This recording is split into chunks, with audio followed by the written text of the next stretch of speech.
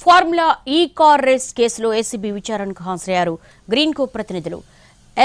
Next gen ప్రతినిధులు Greenko MD Chalamalasetty Anil Kumar legal టీంతో కలిసి విచారణకు హాజరయ్యారు. ఏసీబీ అధికారులు వారిని ప్రశ్నిస్తున్నారు. ఇవాళ ఉదయం 10 గంటలకు వీరు విచారణకు హాజరు కావాల్సింది. అయితే ఫ్లైట్ ఆలస్యం కావడంతో విచారణకు రావడానికి సమయం పడుతుంది. ఏసీబీ అధికారులకు ఉదయం సమాచారం ఇచ్చారు. ఈ దిశగా ఏసీబీ అధికారులు కూడా అంగీకరించారు. దీంతో మధ్యాహ్నం విచారణకు హాజరయ్యారు నెక్స్ట్ జెన్ ప్రతినిధులు. గ్రీన్కో ఎండీ చలమలశెట్టి అనిల్ కుమార్ విచారణకు హాజరయ్యారు.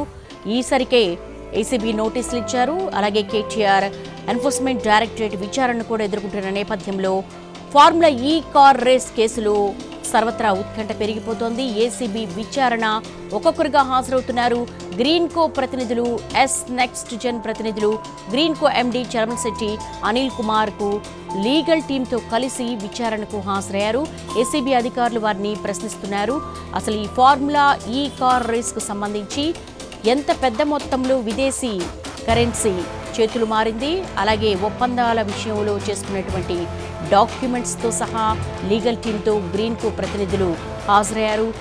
నెక్స్ట్ జెన్ ప్రతినిధులు, అలాగే గ్రీన్కో ఎండీ చలమలశెట్టి అనిల్ కుమార్ వాళ్ళ లీగల్ టీంతో కలిసి విచారణకు హాజరయ్యారు. ఏసీబీ అధికారులు వారిని ప్రశ్నిస్తున్నారు. ఇవాళ ఉదయం 10 గంటలకే వీళ్ళు విచారణకు హాజరు కావాల్సి ఉన్నప్పటికీ ఫ్లైట్ ఆలస్యం కావడంతో విచారణకు రావడానికి సమయం పట్టింది. ఏసీబీ అధికారులకు ఈ దిశగా సమాచారం ఇచ్చారు.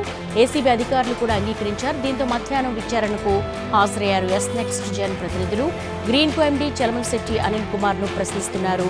ఫార్ములా ఈ కార్ రేస్కు సంబంధించి పెద్ద మొత్తంలో క్విడ్ ప్రోకో కూడా జరిగింది అన్న నేపథ్యంలో, అలాగే పెద్ద ఎత్తున విదేశాలకు 55 కోట్ల రూపంలో ఇటు గ్రీన్కో ప్రతినిధులు కావచ్చు, నెక్స్ట్ జెన్ ప్రతినిధులకు తెలంగాణ సర్కారు అప్పట్లో పెద్ద మౌఖిక ఆదేశాలతో పెద్ద ఎత్తున విదేశీ మారక ద్రవ్యం చేతులు మారింది. ఈ నేపథ్యంలో ఏసీబీ ఎంటర్ అయింది, నోటీసులు ఇచ్చింది, ఒక్కొక్కరిగా అందరినీ విచారిస్తోంది.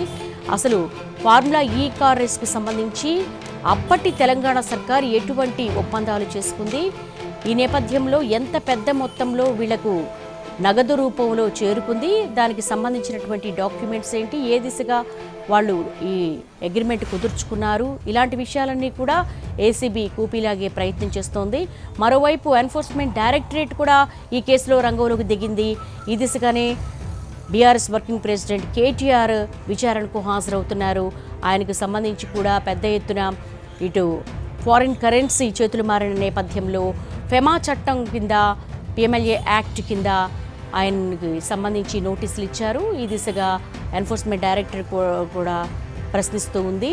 ఈ నేపథ్యంలో ప్రస్తుతం గ్రీన్కో ప్రతినిధులు ఏసీబీ అధికారులకు ఎటువంటి సమాచారం ఇస్తారు, ఇది చాలా కీలకమైనటువంటి సందర్భం కాబోతోంది. ఎందుకంటే ఈ కేసుకు సంబంధించి ఫార్ములా ఈ కార్ రేసులో అప్పటి మున్సిపల్ శాఖ మంత్రిగా ఉన్నటువంటి ప్రస్తుత బీఆర్ఎస్ వర్కింగ్ ప్రెసిడెంట్ కేటీఆర్ అప్పుడు మౌఖిక ఆదేశాలు ఇచ్చారు. అంటే ఎలాంటి ఆర్బీఐ అనుమతులు లేవు, అలాగే క్యాబినెట్ సంబంధించి కూడా ఎలాంటి పాలసీ మ్యాటర్కి సంబంధించి కూడా డెసిషన్స్ తీసుకోకుండా కేవలం ప్రిన్సిపల్ సెక్రటరీకి మౌఖిక ఆదేశాలు ఇవ్వడము, ఆ తర్వాత 55 కోట్ల రూపాయలు ఈ గ్రీన్కో ప్రతినిధులకు అందివ్వడం జరిగింది. ఈ నేపథ్యంలో పెద్ద ఎత్తున ఫెమా చట్టం కింద అవినీతి నిరోధక శాఖ మొదట్లోనే నోటీసులు ఇచ్చింది. ఆ తర్వాత ఎన్ఫోర్స్మెంట్ డైరెక్టరేట్ కూడా రంగంలోకి దిగి ఈ కేసును విచారణ జరుపుతోంది.